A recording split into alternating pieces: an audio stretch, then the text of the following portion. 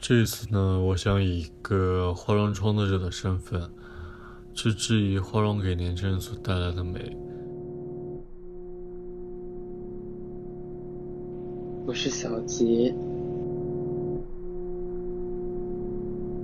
想人们多去珍视自己本身的独特性，而不是通过过度的化妆去粉饰一个完美的生活。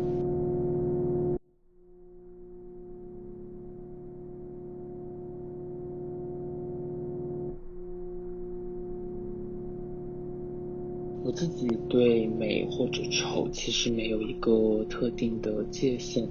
每个人也都有自己的评判标准，无论是通过化妆去达到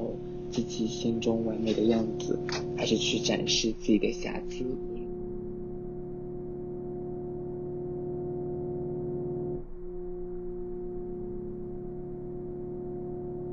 我有时候也会为自己长得几个痘痘烦恼，也会化妆，有时候3-4天不洗头，也觉得偷懒好快乐。只要让自己觉得舒服就行，就像是在改变自己的过程中，慢慢的也接受自己吧。